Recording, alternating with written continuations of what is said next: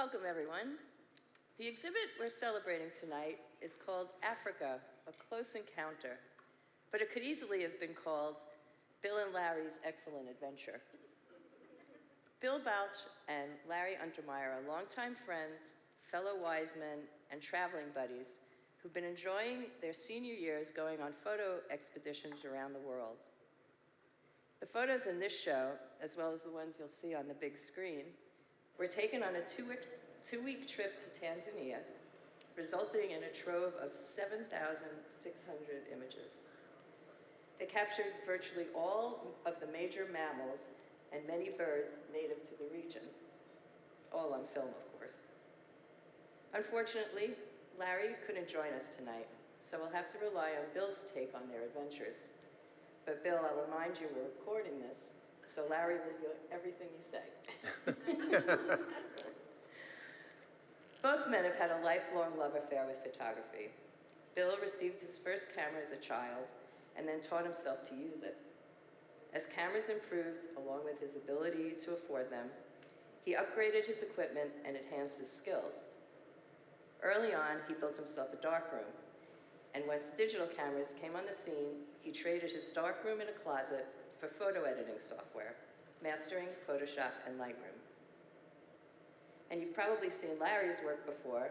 He's been recording scenes for Westport for over 60 years and was a photojournalist for both 06880 and westportnow.com. His love of photography goes way back to his time as an ad exec during the Mad Men era, and in his retirement, he continues to photograph scenes that strike his fancy around town. I also want to thank Larry and his daughter Lynn for curating our latest Art of the Album exhibit that's hanging over there on the wall.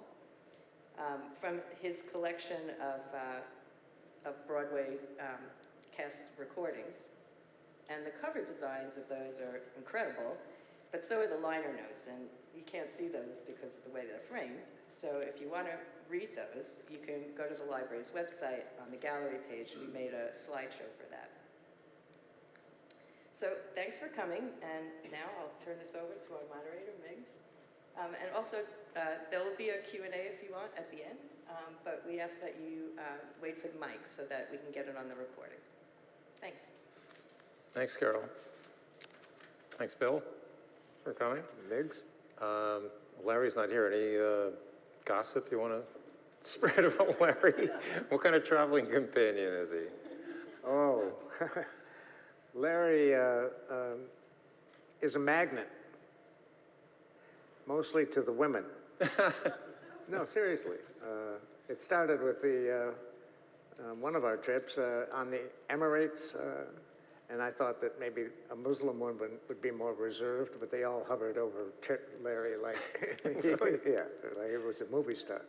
But that was his personality. Mm-hmm. Yeah.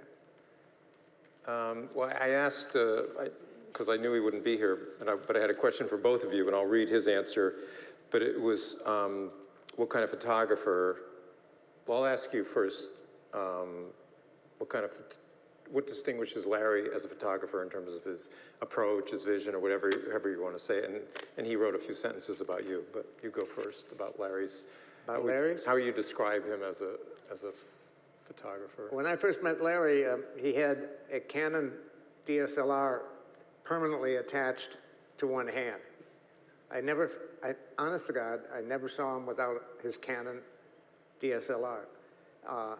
And that was back in 2004 when I joined the Wiseman and was invited to join his little group of people that were creating the communications and stuff. But he is a guy that will stop and take a picture of something that nobody else will have noticed. He just has an eye. And when it comes out of the print bath or out of the computer printer, you'll understand why he stopped and did that. But most of us, until we gained some of the techniques that he has, would have passed it by. But he is really an artist when it comes to photography. Yeah, I think he actually, I wish they had remembered he said he didn't want to be called a photographer, he wanted to be called a photo artist, I think, Yeah. was his term, right? So anyway, and this is his answer about you. In the past 10 years, Bill has more than increased his ability to quickly look through his camera lens and assess the scene, taking, when possible, several frames of an action, close up or still. He is very good at what his camera can technically achieve. The eyes and brain must be in sync to make a good photo that tells a good story. Bill has that ability, and often the final result prove it. He is forever studying what's new in photography. I hope none of the above goes to his head.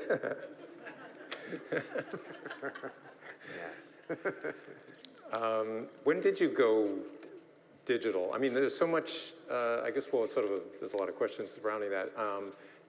When you were using darkroom, did you manipulate in any way? You know, there's dodging, burning, all that kind of technical stuff within the darkroom? Oh, yeah. Combining with the Besseler projector and the kind of a round thing on the end of a stick that you could put between the light coming from the projector and the film, we would dodge and burn. I mean, we all tried to do what Ansel Adams did with not very much success. Yeah. And color photography came along, and there was something called Cibachrome, which you put the paper in a rotating drum, and you don't need to turn the lights off. How boring can that be? I mean, you can't see the picture come up, right. and you don't know whether you've gotten anything at all until after a certain number of minutes, and then you can pull this thing out, and you got to start all over again. It was boring. So shortly after that, and I went back to black and white, which was much better in film at that time anyway, but then along came digital in 1998. I bought an Epson digital camera. I think it had something like 6 megapixels, and it was very, very fuzzy. You know, but the beauty of it is you could work with the picture on the computer. The editing software gradually got better and better, and by today's, the software is incredibly capable. And of course, what the camera produces is incredibly filled with pixels or photo sites. So you have an awful lot to work with. And you can, this is not, this is huge. You can see the individual pixels on this. But it's a challenge. Lightroom and Photoshop and Luminar are my 3 photographic programs, and they all do the same thing but slightly different ways. And Photoshop is the most demanding and the most difficult and challenging and overly complicated, but it can do certain things that the other 2 simply can't do. And there's an awful lot of people who, when they hear Photoshop, they say, well, that disturbs and destroys realism. And it becomes something that photography is not really supposed to be doing. It changes reality. And I said, have you ever heard of Pablo Picasso? You know, and the Impressionists. And yes, you can do things with photography. And Miggs, you're a champion in your lenticular photography. I know I haven't even thought about how difficult that must be. So it's a challenge, and the challenge is, especially when you reach my age, it's something that you do half the time. You're doing it so that your brain doesn't fry, and it keeps keeps the neurons flashing. Right. Now, do you tend to, you know, I mean, this is a beautiful, do you frame it? Are you like a pure, I've talked to some photographers that are totally purists. They will not crop in photos, you know, they crop in the camera. I mean, whatever their looks through the viewfinder, and they don't, if that's not in the viewfinder, they don't change it afterwards. I don't know, do you have any feelings on that kind of thing? Well, take this picture, for instance. That was a good 100 yards away. Wow. It looks like I'm sitting on top of it. So it was a very high high-resolution camera, a Nikon 800 camera. So it allowed you to crop out of a picture this big, something, this came about that big from an original picture this big. The trouble with doing that, though, is that you lose some of the resolution. It has to be really a well-held camera, either on a tripod or, in this case, when you're out on safari, sometimes you have a long lens and a heavy lens and a heavy camera, but you can't use a tripod. So they give you a little bean bag, and you put it on top of the hole in the roof of the Land Cruiser, and that steadies it. But if the guy is letting the engine run while you're doing this, is a little shake.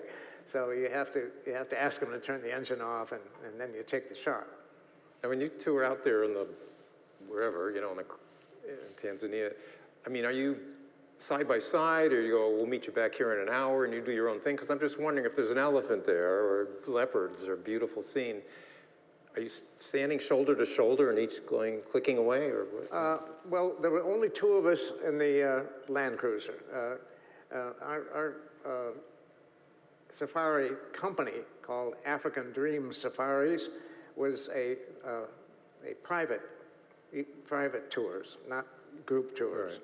So it was just the two of us and a Maasai driver who had grown up in the Serengeti and really knew how to spot where the animals were much better. He would spot them long before we could spot them. And Larry would be in seat row number 1, I'd be in seat row number 3, and that means we had almost unblocked capability to shoot 360. So I'm always fascinated, oh, look at that. So they were just like, that's the car, obviously the car you're in. Yeah, I took this from inside the truck, and he's on the back ledge. Yeah, I might just mention about that. That's where this word encounter came from, because when the earlier shot, you saw the family of cheetahs, and they had seen a hyena, and the mother cheetah had already instructed her 1 and 2 year. She had 2 different litters still with her. The first thing that she teaches them after feeding them is, when I tell you to, you go hide in the brush. And she told them to, and they all, 5 or 6 of them all went and hid in the brush, and she chased that hyena away. She wouldn't follow the hyena because that would leave her babies unattached. But they later happened to be in the area where we were, and they were curious about our vehicle. And they thought it was one of those termite hills. And they always go to the top of a termite hill so they can see above the grass. Well, they decided they'd get on top of our truck, and we didn't stand up anymore. We hunched down inside the truck and whispered to the Maasai driver, what's going on? And he said, well, that's the first time I've seen them get on top of the truck. Usually they get on the hood, and the windshield is a protection between them and us. So breathe easily and don't make any untoward moves. But yeah, take a picture. So I was worried about the click-clack when you take a picture, getting them mad. But they were youngsters. They were only 2 years old, these guys. Another truck came up behind us, and they didn't like that, I guess, and they decided to leave and jump off. But you could have, I mean... Well, this couldn't be me. I'm inside. That's Larry's head just barely sticking out above there. Another truck from our African Dream Safaris came up, and they sent me this shot. Oh, okay. Yeah. And that's the only, there's 2 shots from that, but it had to be included because it was the conclusion of our encounter, if you will. Yeah. And some of the greatest pictures on this safari, the greatest one was taken by Larry, and it's a snarling, it's out on the wall out there, a snarling cheetah, and that's in one case where there was literally only 13 or 14 inches away. Yeah, I was trying to, when I was looking at both your work, you know, you each have your own little panel, and I was trying to figure out what distinguishes, and it was just, this is very maybe a superficial observation, but you know, Larry, I think there's 3 or 4 pictures in Larry's grouping of snarling, snarling animals, you know, mouth open, teeth showing, you know, and yours are a little more family oriented. Yeah, there's well, clusters of, you know. I was there, and we would both take the same pictures, okay? Yeah. Somehow Larry's pictures always came out slightly better than mine, so that's why you see some of those grouped on his side. Perhaps I was just a little bit more shaky from the encounter. Or maybe, you know, just certain situations appeal to you different. You know, I don't know if there's better, it's just different. But that brings up a thing I always wonder about. So we've all seen pictures of, I don't know, you know, touristy pictures. Someone takes a picture of the Taj Mahal or the Eiffel Tower at night, and it's like, oh, what a beautiful photograph. Is that a beautiful photograph, or is it a photograph of a beautiful object? How do you distinguish? And same with, you know, I've seen, you know, people that have been to Africa. I had been on a safari a long time ago, and, you know, you see a picture of an elephant or a lion, and it's like you're very impressed, just the fact that there's a difference. What's the difference between a tourist with an iPhone saying, oh, there's an elephant, click, and what goes into your picture of an elephant? Or what's the thought process of? Well, Larry takes about twice as many pictures than I take. His approach is, I'm going to get a good one out of 50 shots. I hope I will get a really good one. And a really good one will have a terrific focus. It'll have no grain or very little. The lighting will be perfect. And it just leaps out at you. You can easily see what the best ones are, and you discard the others. Now, can anybody just do that? Well, yeah, you can take your iPhone and take a lot. Nowadays, the iPhones are just as good in certain places, but they're not so good in low light situations. But they don't compose the picture for you. Well, you can compose a picture with your iPhone if you know how to operate it, and that's always with you. Well, with Larry, he always had his Canon, but he didn't need the iPhone. So I was more conservative in terms of how many pictures I took, but you open a door to the big question that is currently something that's changing my whole direction in photography. And that is, I ask myself the same question. How come we just accept what the camera gives us?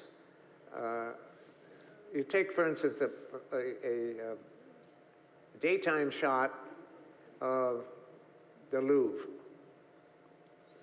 and you see the glass pyramids, and you see the big U-shaped thing, and you see the statue of the guy on the horse and all that. And you live with the sky that may be gray. And you come back to your hotel room and you open your laptop and you look at that on the screen and you go, okay, let's look at postcard. You know, there must be 50 million pictures the same way as that picture. So what do? Well, what we did, I was on a workshop for photographers, so I wouldn't have done this if it wasn't being run by top professional Parisian photographer. He said, we wait. And he looked at his watch. He said, the sun sets at 5:20, and probably after the golden hour, after the blue hour, the lights will come on. The blue hour is the hour after sunset. The golden hour is the hour before sunset. And then the 3 minutes is sunset. Okay, so we sat there and waited, and the lights came on, and they have a long row of lights, and they have little boxes with lights on them around on the ground. And then we didn't have to be told. We started really taking pictures there. And when you get them back into the camera, into the computer, you can do things that you were never able to do before. And you can replace a gray sky with any sky you want. Mm-hmm. Any sky. You can make certain street lamps that maybe hadn't turned on yet, you can turn them on. And then you have to have a pool of light below it because it wasn't on in the first place. So you've created light, and you've got to put a pool of light below it. And if it's adjacent to a building, you have to put light, and it has to be coming from the right source. You put it on the wall over here. Or if there's a tree, you have the light, you light up the tree a little bit. So somebody said, well, you're turning you're adding about 6 hours to this thing. You've lowered the exposure, and now it's really dark. The lights are all on. The lights that weren't on before are on, and that's what I'm talking about. You can do that. And sure, it really departs from the reality of the moment you took the picture. But there wasn't anything that wasn't there. You can't add, well, you could, but you don't add a statue. You don't add another light standard. You just turn on the light. Yeah. So you're in a sense, you're painting with pixels. You're a painter, a pixel painter, as well as being a photographer. That's right. So you talked about waiting, and I was curious about, especially in Africa, there's these stories of, the National Geographic photographers that are up in a tree, and they'll sit there for 3 days waiting for the whatever to come out of its cave or hole in the ground. And what's the longest, have you done that, waited all day just to make sure to see a lion cross a certain way? Or on this trip, the longest we waited was in the Ngorongoro crater it was our only sighting of a rhinoceros. In the entire country of Tanzania, there's 31 rhinos left. And so it was a real excited thing to see him, but he was a half a mile away, and he was asleep. So we waited, and we waited, and the hour went by, and then 2 hours went by. Other trucks would come by, and they'd say, how long have you been here? We'd say 2.5 hours. They'd move along. And it was so far away anyway that most people don't have the lenses. I had a 600 millimeter lens, about that long, and so I was willing to wait. Larry was definitely willing to wait. And eventually, he shook his head and he got up. He didn't come any closer, but he got up, so he became a nice target, and we snapped our pictures. When I got home, just like what I was telling you before with the cheetahs, this picture frame, say the picture's like this, a half a mile away, even with 600 millimeter lens, he's only this big. So you crop everything else out, and that blows up that piece to this size, and it's kind of fuzzy, but it was a rhino. You can fix it. Well, there was one, we don't have to go back, but there was a thing there with a bird on a giraffe or something? Yeah, so Yeah. is that something that was there, or you waited and a bird landed and you, oh my God, look at a bird's landing on the... Well, the birds are great parasite removers. The giraffes, even the rhino had a bird stuck to him and eating from him. So yeah, those Those nitpicker birds are really great. And he, By the way, there's 8 giraffes in there. If you can count 8, you've got good eyesight. oh, the little, yeah, there's a Yeah, tiny. you got to notice the little one nursing Oh, right there. wow. Yeah. No, you were out of the cruiser now? Are you standing on the ground with them? No, I was in the cruiser. Oh, Yeah. just not. Yeah. When you zoom in, you see this. Photography is a marvelous hobby or business. I don't know. I haven't made any money on it, but it's. Well, all those prints are out for sale out there in the lobby. Yeah. Anyhow, yeah. When I was talking to you about turning lights on in the Louvre and all that, I didn't do that at all in 2019 when these pictures were taken. I just got into that this last year. Actually, this May, yeah. And there's a big change in equipment too. Almost none of the professionals are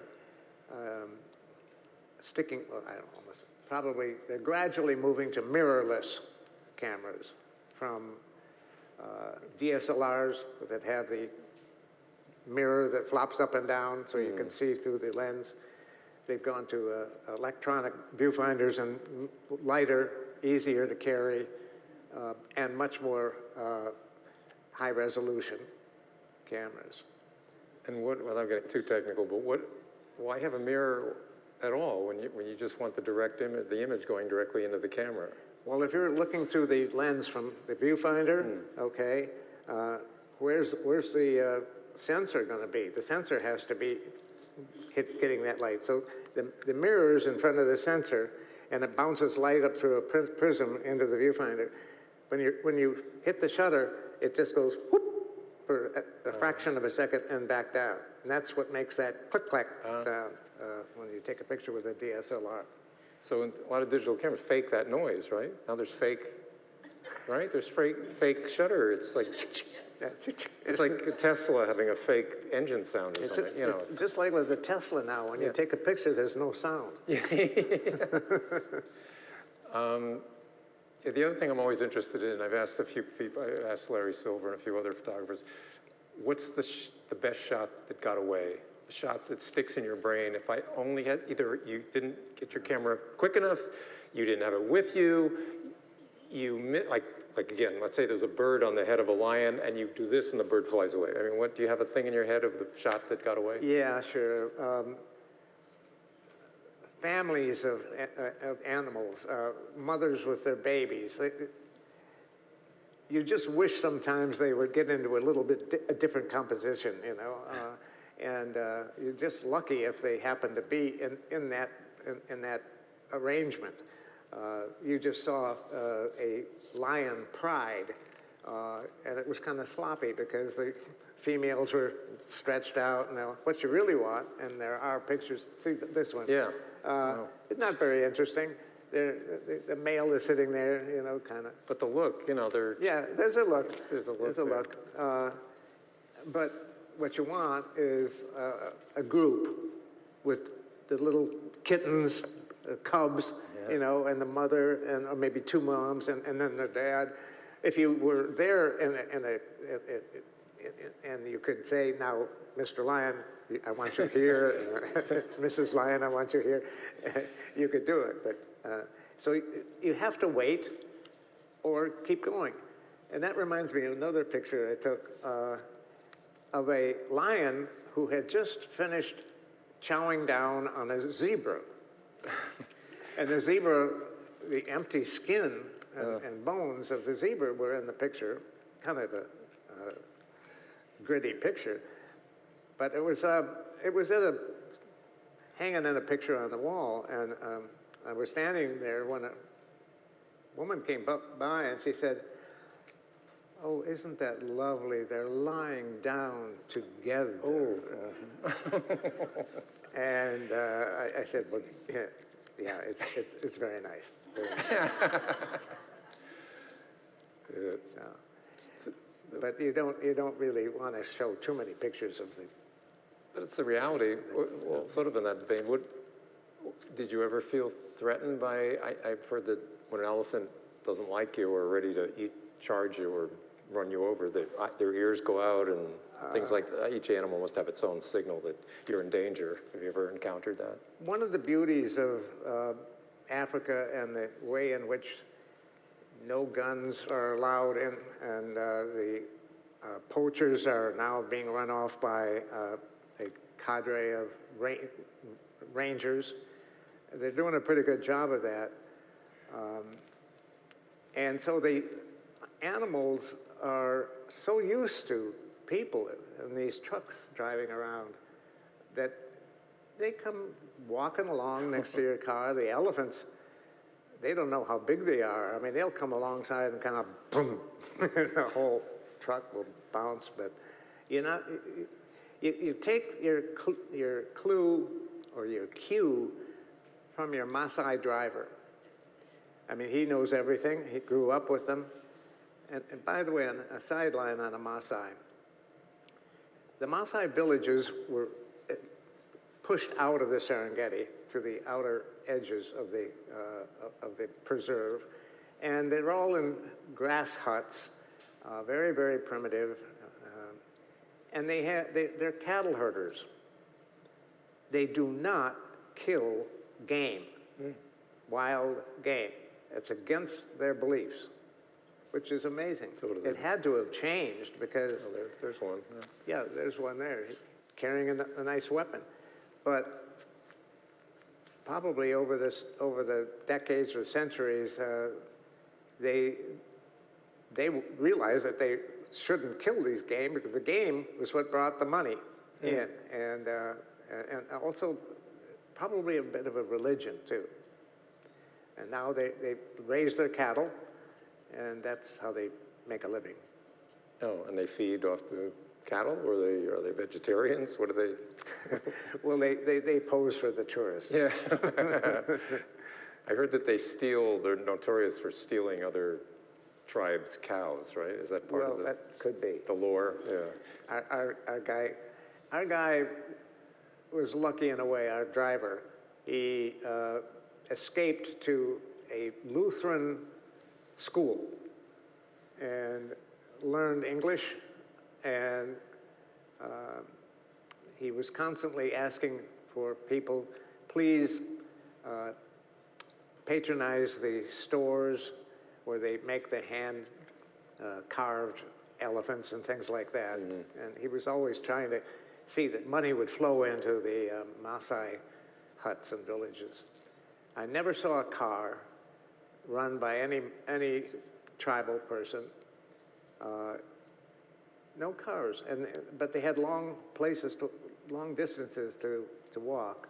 The women would carry things on their head, and I don't know how they balanced those bundles on their head, and they would walk maybe 5 or 6 miles from where they got it to where they were going.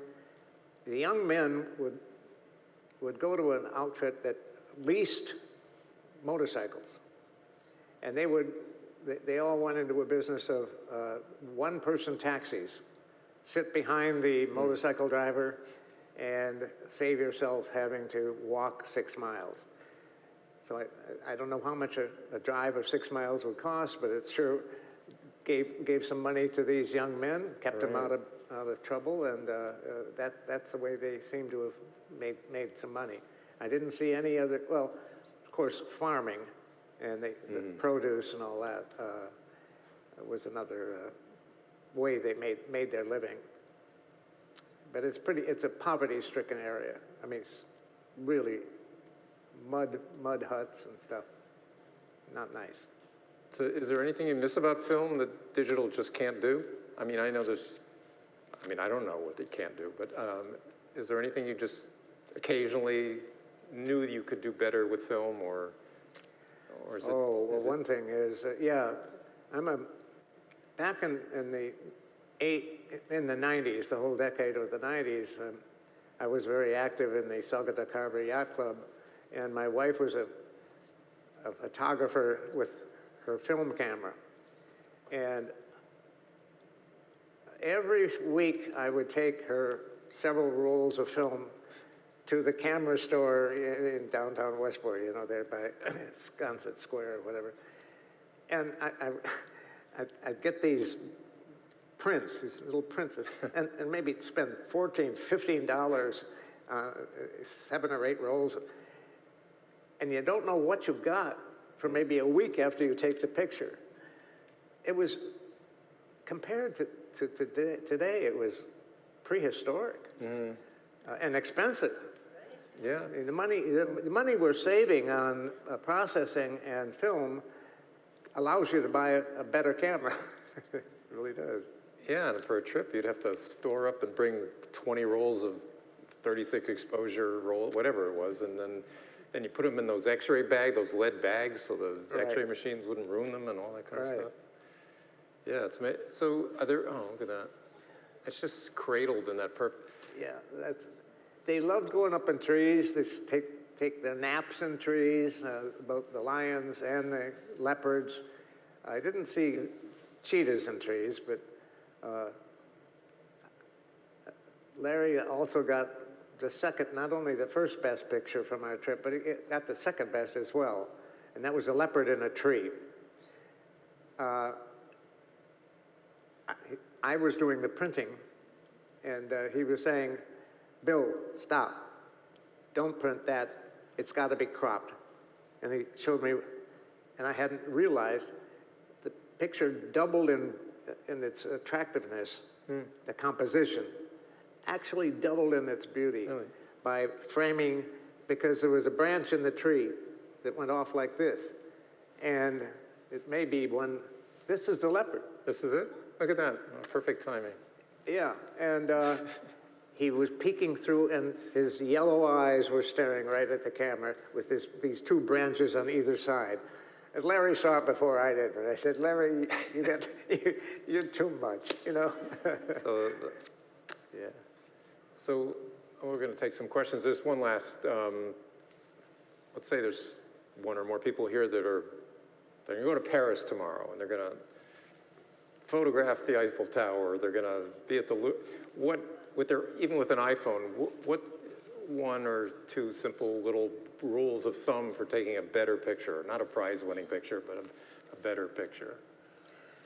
Well, if you're taking pictures of buildings, which is kind of what I like to do, cityscapes, if you're shooting a building, don't leave the very top of the building cut off.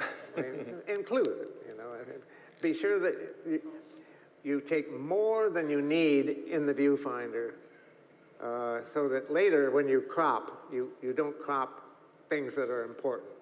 Because sometimes when you want to print something, it's different aspect ratio than what you have originally taken on the sensor. So step back, take more of the scene than you really need, and do the cropping later and have enough to do it with. Lighting. Lighting is crucial. Take your pictures at sunrise and sunset. Avoid taking pictures in the middle of the day, because you'll have dark shadows under your eyebrows. Always pose people in the shade of a tree to avoid that. At the yacht club, I was taking pictures of new members on the commissioning day, and they would always want to get out and say, oh, the sun's shining right in like this. And I said, no. Go under this tree and so forth. So you have to be very cognizant of what it's going to look like with all this shadowy stuff. And lighting is why you want to take it in the morning at sunrise, and then the evening at sunset or later. And that's because the golden light coming from, I'm looking right out the window there right now. The clouds are turning yellow because the sun is setting, and the light is coming through the air pollution or whatever it is that's in the atmosphere, and turning the colors into oranges and yellows and reds. Try to get that. And the same thing in the morning. I'm going on a workshop soon, and every single day we have to be down in the lobby of the hotel at 4:30 in the morning. And in the evening, we won't get back to the hotel until 10:30 to 11 at night. Fortunately, there's 4 hours in the middle of the day that you're going to let us take a nap. But that's the way if you want to have good pictures, you got to work. You got to be there. You got to be there. That's some hippos. Okay, No, we should take questions because we're almost at the. Anybody? Where's the microphone? Oh, I guess it's up there because they're recording this. So, if anybody want to step up to that, I know it's. Or Carrie can bring it to you, maybe. Okay. Anybody have a question? Yeah. There's Dina. Thank you so much. Hi, I was wondering, what is your favorite type of picture to shoot? Is it of people, things, or animals? It depends. Let's say that I'm having a afternoon cordial or drink with a lady friend, and I want to take a picture. I have my picture right there. It's my lady friend. So at that moment, the right thing to do is to take a picture, a portrait. At other times, I might be in a strange town, and I see a street, like in Montmartre in Paris. There are streets that curve, and the buildings all have wonderful foliage hanging from them. Oh, stop, get out, wait until the tourists are gone. Even in a busy day, you'll come upon it, usually you'll come upon a time fleeting, maybe only 30 seconds or more, when for a moment there's nobody there. Click the picture, get it, grab it. So it's going to be what's there at the moment. A portrait, a landscape, a cityscape. You got to keep your eyes open. If you see something that's beautiful, that kind of takes your breath away, and there's people in the scene, wait. Or learn how to take the people out of the scene on your computer later. It's not all that difficult, but you can do it. Yeah, I think we're all programmed to I'll take a picture when I get there. There's a lot going on the way. You know, you look out the window, you look, like you said, look down the street, look down Yeah. Anyway, anybody else? Yep, there's one. Given that you've got some great close-ups, what sort of lens did you use to get these very sharp close-ups? All right. I carried 3 different lenses. My walk-around lens, and by the way, they were all the zoom lenses. A real professional will carry prime glass that doesn't zoom because it's going to be a little bit better sharpness. But I carry a walk-around lens which goes from 28 millimeters to 300 millimeters, which is quite a good range. You're not going to too often find that can't handle a shot that comes up. But in your bag, you should have a wide-angle lens, say a 14 to 35 or 16-35 or something like that. I happen to have a 14-30 lens, and if you're going to go on a safari, rent, borrow, or like I did foolishly, buy a 150 to 600 millimeter lens. I couldn't afford the Nikon in that length, but I got one from Tamron. It was $1,400, and on the way here today, I unloaded it to a fellow photographer who wanted to give it as a gift for $700. So my net cost was $700, and it probably would have cost almost that renting one for 2 weeks. So those are the wide angle, mid-range, and then the really long range, but that's pretty much only on a safari. unless you're a bird photographer. And if you are, then a long range will be pretty good there. Another one? Sure. These are marvelous pictures. I just wanted to check, was any of the animals threatening to you when you were taking their pictures at all? No, they've never been threatened, so they don't know what threatening means. People are told not to get out of their trucks. That wouldn't be too wise, because even though they're not threatened, they might think that you're make a good sandwich. I mean, you know. They certainly do get after the wildebeests and the zebras and the antelope. Antelopes, my God, there's so many different antelopes in the Serengeti. Antelope is an overall term from the dik-dik, which is a tiny little antelope, all the way up to the eland. And with the impala, which is the way they pronounce impala, to the Thompson and Grant gazelles. They are fast animals, those gazelles and those impalas, but the cheetah's faster. The only animal faster than the gazelle is the cheetah.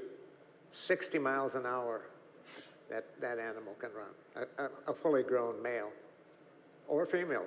Probably the female is the ones that does most of the hunting, actually.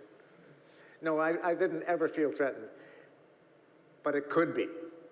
You know, if you startle an animal, or if you threaten that animal, like an elephant's little baby elephant, I hesitate to think what they might do. All right, any final? Well, thanks so much, Bill. This is a fantastic journey. Thank you. Appreciate it. Okay, Miggs, great. Let's have a glass of wine. Ooh, very good, thank you.